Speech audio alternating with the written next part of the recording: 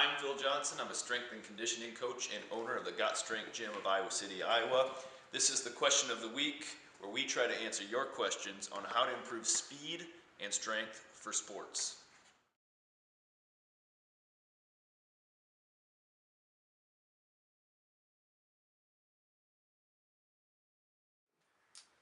What is the best time of day to train?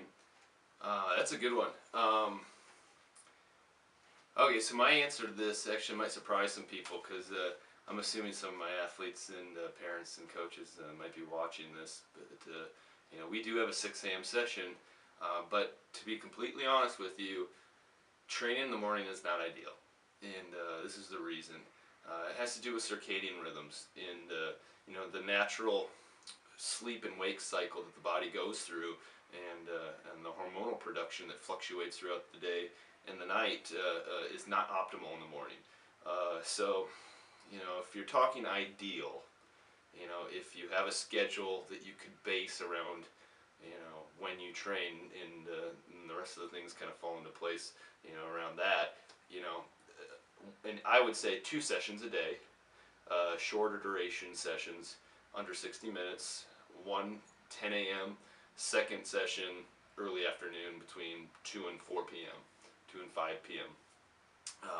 And there's several reasons. So you don't want to train first thing in the morning because it's never ideal. You're not awake, you're not producing the right hormones.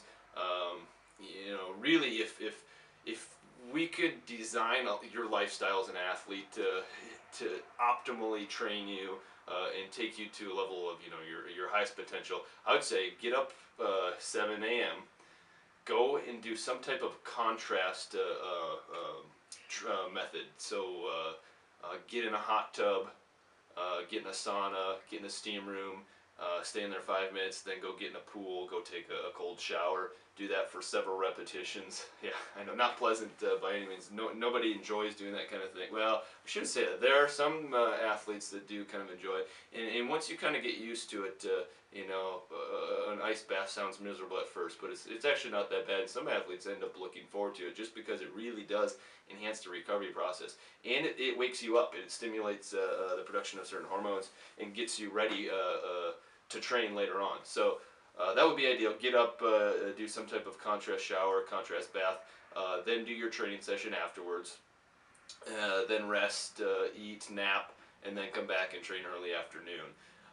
The reason I say early afternoon as opposed to late afternoon is that you don't want to train too close to the time you're going to sleep.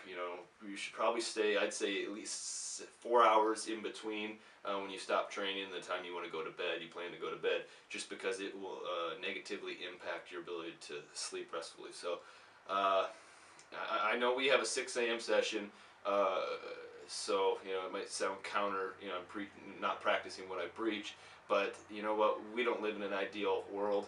My athletes have to go to school, people have jobs, so if you have to train early in the morning, some things you can do is, obviously get to bed. That's number one.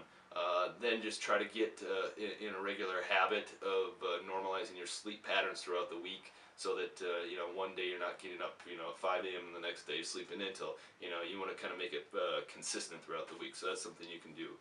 But your question was ideal. I would say one session 10 a.m. keep it short and sweet. Another one early afternoon.